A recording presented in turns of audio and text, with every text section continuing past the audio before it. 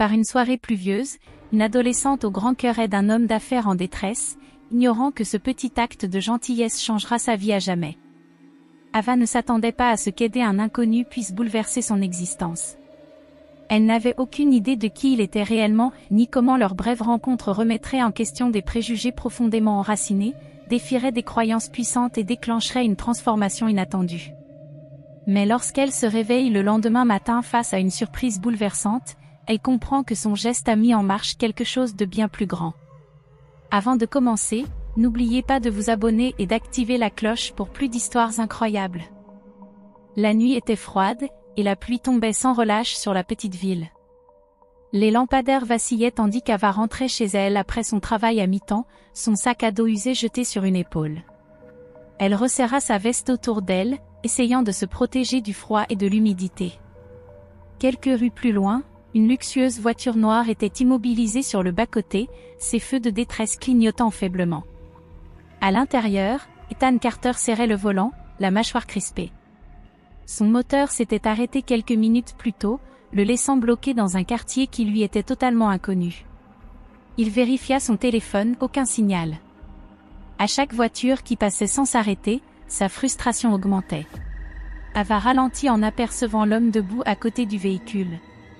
Son costume trempé contrastait étrangement avec le décor modeste de la rue. La plupart des gens seraient passés sans s'arrêter, mais Ava n'était pas comme la plupart des gens. Elle hésita un instant avant de s'approcher. « Monsieur, vous avez besoin d'aide ?» demanda-t-elle en haussant la voix pour couvrir le bruit de la pluie. Ethan lui jeta à peine un regard. « Non, tout va bien », répondit-il d'un ton sec, ajustant ses boutons de manchette comme si cela pouvait arranger la situation. Ava n'était pas convaincue. « Ça ne m'en a pas l'air », fit-elle remarquer en inclinant son parapluie pour le couvrir. « Votre voiture ne démarre pas ?» Ethan laissa échapper un soupir agacé. « C'est évident, non ?» Son ton était froid, mais Ava n'en prit pas ombrage. Elle connaissait ce genre de réaction, les gens qui jouaient les durs parce qu'ils n'étaient pas habitués à dépendre des autres. « Je peux appeler quelqu'un pour vous ?» proposa-t-elle. Il hésita, puis hocha enfin la tête. Ava sortit son téléphone, mais réalisa aussitôt que sa batterie était à plat. Elle balaya la rue du regard et aperçut une silhouette familière, Malik, son ami, qui tenait un petit stand de nourriture un peu plus loin. Elle courut jusqu'à lui, emprunta son téléphone et appela le seul mécanicien qu'elle connaissait. Quand elle revint, Ethan était toujours là, bras croisés. « Le mécanicien arrive, mais ça va prendre du temps », expliqua-t-elle. « Vous ne devriez pas l'attendre sous la pluie. » Ethan fronça les sourcils. « Et où suis-je censé aller ?» Ava pointa du doigt une rue voisine. « Il y a un café pas loin. Vous pouvez y attendre. » Il hésita, l'observant avec méfiance. Faire confiance aux inconnus n'était pas dans ses habitudes. Mais lorsqu'une nouvelle rafale de vent glacial lui envoya une vague d'eau dans le dos, il se résigna. « Très bien », accepta-t-il à contre-séhur. Ava lui adressa un sourire. « Super. Venez. » Ils marchèrent en silence sous la pluie, leurs pas éclaboussant les flaques sur le trottoir. Ava tenait le parapluie entre eux, sans prêter attention aux regards curieux des passants. Ethan, en revanche, ne ratait rien. Les gens saluaient Ava sur leur passage, un signe de tête ici, un sourire chaleureux là. Une femme à un stand de fruits lui fit un signe de la main. Un homme réparant un vélo l'appela par son prénom. « On dirait que tout le monde vous connaît », observa Ethan, une pointe de curiosité dans la voix. Ava haussa les épaules. « C'est une petite ville. Ici, les gens prennent soin les uns des autres. » Ethan ne répondit pas. Ce n'était pas ainsi que fonctionnait son monde. Dans son monde, un sourire cachait souvent une intention, et l'amitié était une transaction. Voir Ava évoluer avec tant de facilité dans cette communauté l'intriguait.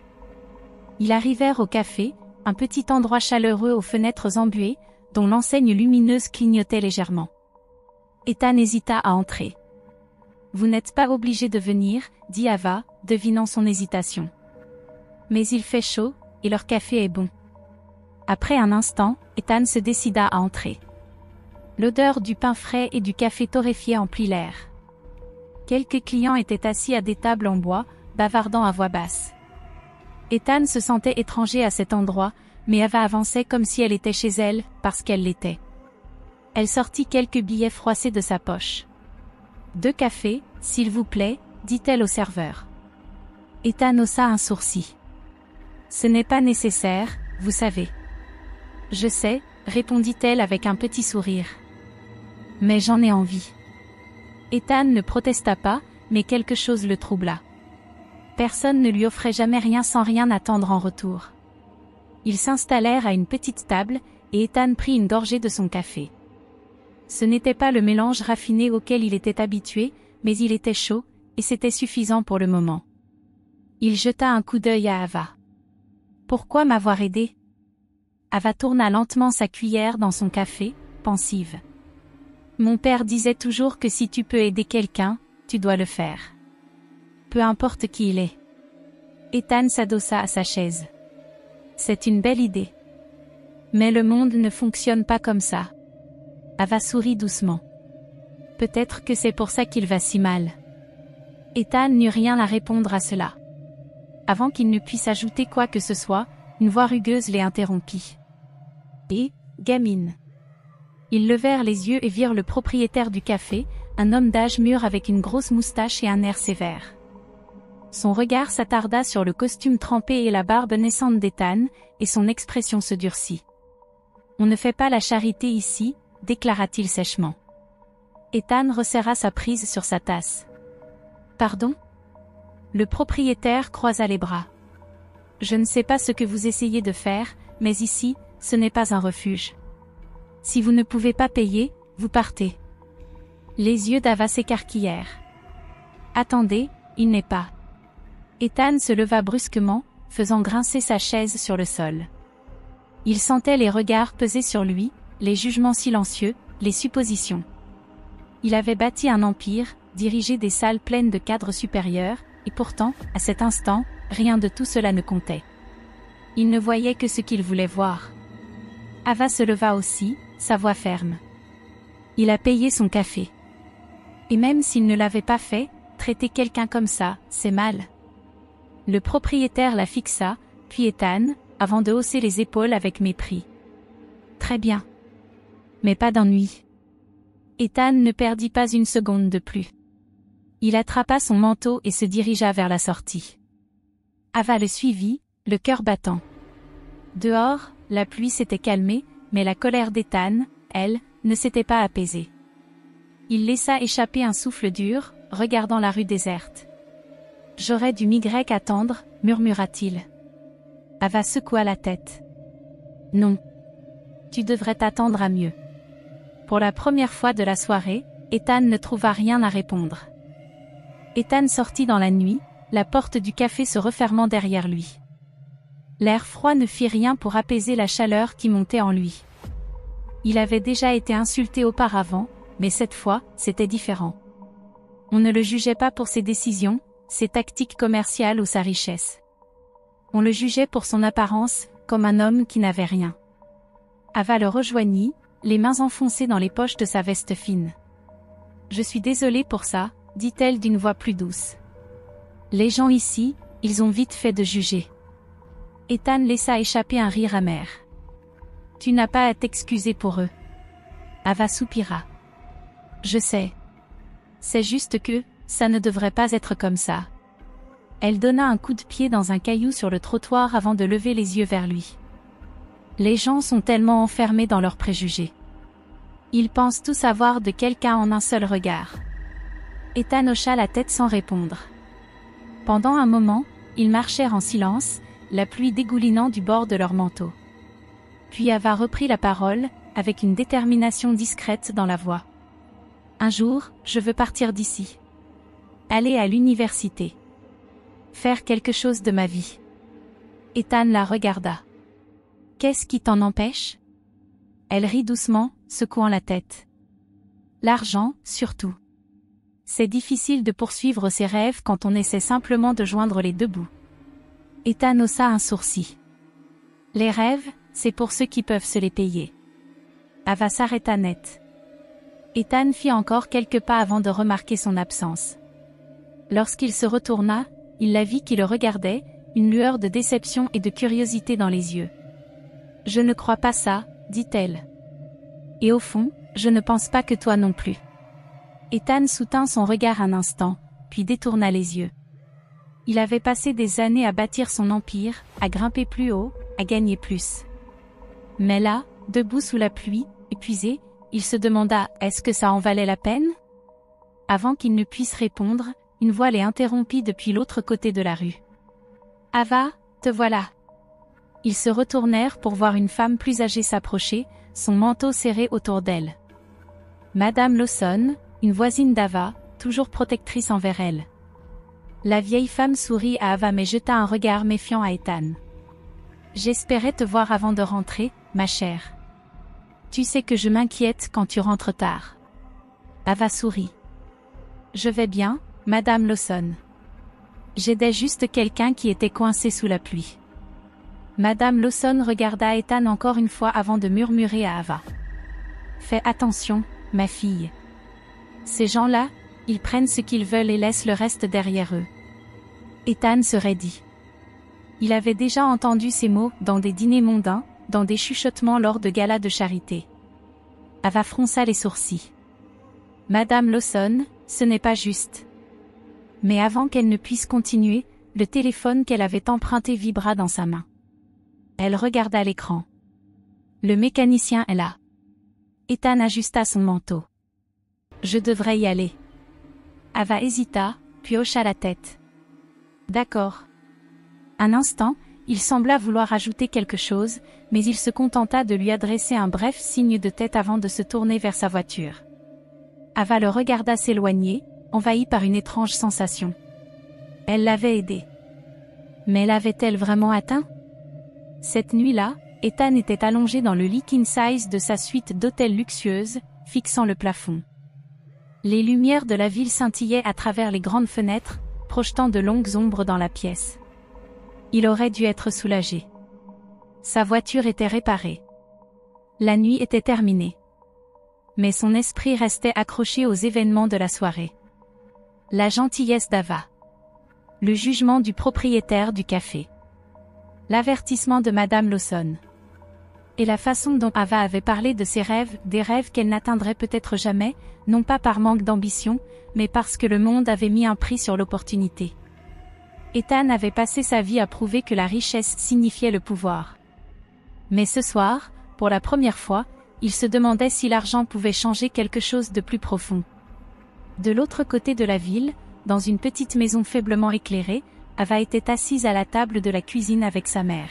« Et il est juste parti ?» demanda sa mère en se servant une tasse de thé. Ava hocha la tête. « Oui. » Elle soupira. « Je ne comprends pas. Il avait l'air tellement perdu. » Mais dès qu'il a eu une porte de sortie, il l'a prise. Sa mère lui adressa un sourire entendu. Les gens comme lui, ils bâtissent des murs si hauts qu'ils oublient comment redescendre. Ava fit glisser un doigt le long du bord de sa tasse vide. J'aimerais juste que les choses soient différentes. Pour lui, pour moi. Sa mère posa doucement sa main sur la sienne. Continue d'être toi-même. C'est tout ce que tu peux faire. Ava lui rendit un sourire, mais un doute persistait en elle. Le lendemain matin, elle fut réveillée par des voix à l'extérieur. Au début, elle pensa que ce n'était que le bruit habituel du matin. Mais elle entendit quelque chose d'inhabituel, des moteurs de voiture. Beaucoup de moteurs. Elle écarta les rideaux et retint son souffle. Une file de voitures de luxe s'étendait devant sa maison. Des flashs d'appareils photo illuminaient l'air tandis que des journalistes s'agglutinaient sur le trottoir. Et là, sur son perron, un petit paquet élégant portait son nom. Son cœur s'emballa. Que se passait-il? Les mains d'Ava tremblaient tandis qu'elle déballait le paquet. La boîte élégante semblait déplacée dans sa petite cuisine encombrée.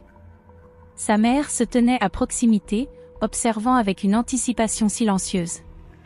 À l'intérieur, elle trouva une lettre soigneusement pliée sur un papier épais et coûteux. L'écriture était à la fois audacieuse et précise. « Ava, je te dois bien plus que de la gratitude. Cette nuit-là, tu m'as montré quelque chose que j'avais depuis longtemps oublié, que la gentillesse n'a pas de prix. J'ai passé ma vie à croire que la richesse définissait la valeur d'une personne, mais en quelques heures, tu m'as prouvé le contraire. Je veux honorer ce que tu as fait pour moi. Il y a un événement demain soir, et j'aimerais que tu sois mon invité. Ce n'est pas de la charité, c'est une reconnaissance pour la personne que tu es. Ethan Carter. Sous la lettre se trouvait une invitation embossée de lettres dorées. Elle donnait accès à un gala exclusif dans l'un des lieux les plus prestigieux de la ville. Ava la fixa, incertaine de ce qu'elle devait ressentir. Pourquoi ferait-il ça? Sa mère prit l'invitation, caressant du bout des doigts l'élégante calligraphie. Peut-être parce que tu lui as fait voir le monde autrement. Ava expira lentement, secouant la tête. Je ne l'ai pas aidé pour ça. J'ai juste fait ce qui était juste. Sa mère sourit. C'est précisément pour ça que tu devrais y aller. Ava hésita, mais au fond d'elle, elle savait que ce soir-là pouvait être plus qu'une simple soirée mondaine. Il pouvait marquer un tournant. Le lieu était à couper le souffle, des lustres scintillaient au plafond, et le murmure des conversations polies emplissait la grande salle de bal. Vêtue d'une robe simple mais élégante, prêtée par une amie de la famille, Ava se sentait complètement hors de sa place. Ethan l'aperçut dès son entrée. Contrairement à l'homme distant qu'elle avait rencontré quelques jours plus tôt, il semblait différent ce soir-là. Plus présent. Plus conscient. Alors que l'événement battait son plein, Ethan monta sur scène, sa voix grave captant immédiatement l'attention de l'assemblée. Ce soir, nous célébrons la générosité, le succès et les personnes qui font une différence, déclara-t-il en marquant une pause avant de croiser le regard d'Ava. L'une de ces personnes est parmi nous ce soir. Le projecteur se braqua sur elle.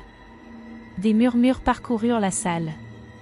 Elle s'appelle Ava, et elle a changé ma perspective en une seule nuit. Sans rien attendre en retour, elle m'a montré de la gentillesse au moment où je la méritais le moins. Ava sentit la chaleur lui monter aux joues alors que des applaudissements retentissaient dans la pièce. Ethan poursuivit. Son histoire n'est pas unique, il y a d'innombrables jeunes comme elle, pleins de potentiel mais freinés par des circonstances qu'ils ne contrôlent pas. C'est pourquoi, en son honneur, je lance le fonds de bourse Ava Williams pour aider des étudiants comme elle à réaliser leurs rêves. Les applaudissements devinrent tonitruants. Certains souriaient, d'autres hochaient la tête en signe d'admiration. Mais Ava, elle, resta figée.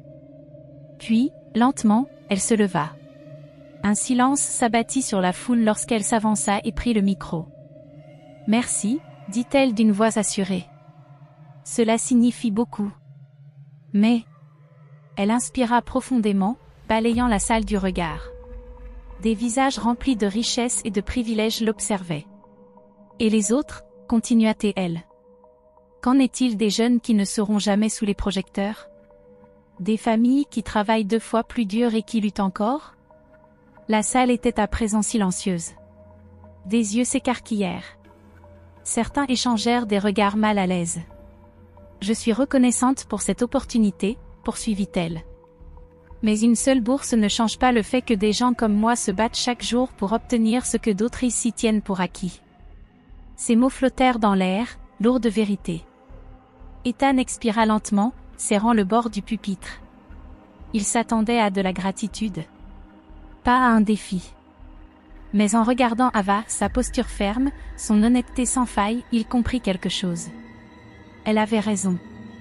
Ce n'était pas une question de conscience tranquille ni d'un simple geste symbolique. S'il voulait vraiment faire une différence, il devait aller plus loin. Ethan se tourna de nouveau vers l'assemblée et hocha la tête. « Elle a raison, » admit-il. « Une seule bourse ne suffit pas. » Un silence pesant régnait toujours dans la salle. « C'est pourquoi je prends un engagement, » poursuivit-il. « Pas seulement envers Ava, mais envers un changement réel et durable. À partir d'aujourd'hui, mon entreprise étendra ses programmes d'embauche pour offrir de véritables opportunités aux jeunes défavorisés.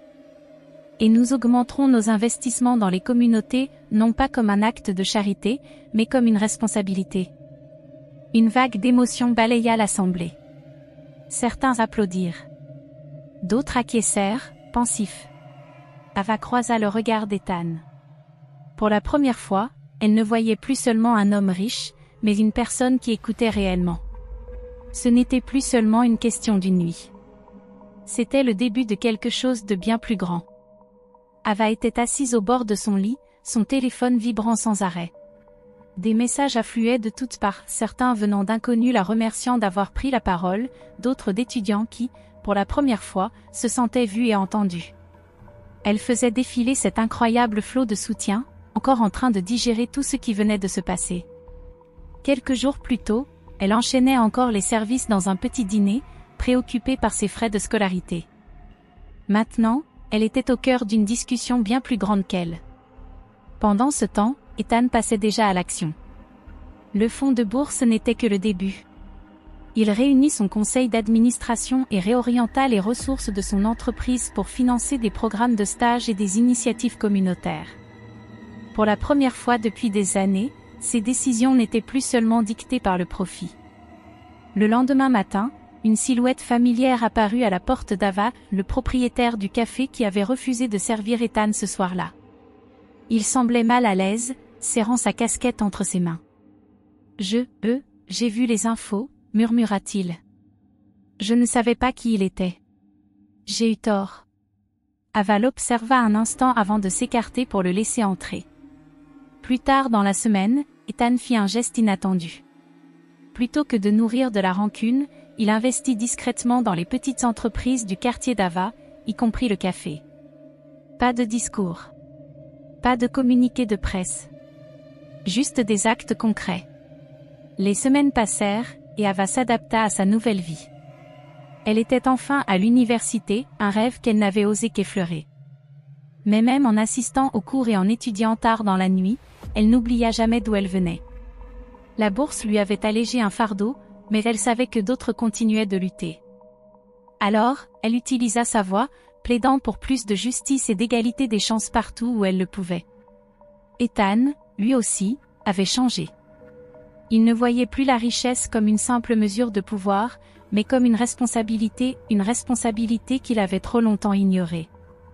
Il poursuivit le financement de programmes, transforma les pratiques de son entreprise et guida de jeunes entrepreneurs issus de milieux défavorisés. À travers tout cela, lui et Ava restèrent en contact. Ce qui avait commencé comme une rencontre improbable par une nuit pluvieuse était devenu une relation mentor-élève fondée sur un respect mutuel.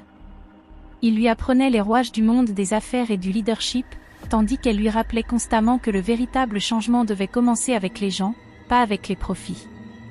Quelques mois plus tard, Ava se tenait devant une salle de classe remplie de jeunes élèves attentifs, leurs yeux brillants d'espoir. On l'avait invitée à parler dans une école locale pour partager son parcours. Elle les regarda et sourit. « La gentillesse ne coûte rien, dit-elle. Mais elle a le pouvoir de tout changer. » Au fond de la salle, Ethan observait silencieusement, les mains croisées sur ses genoux. Il avait autrefois cru que le pouvoir venait de l'argent et de l'influence. Mais en regardant Ava aujourd'hui, il comprenait que le vrai pouvoir venait de quelque chose de bien plus profond.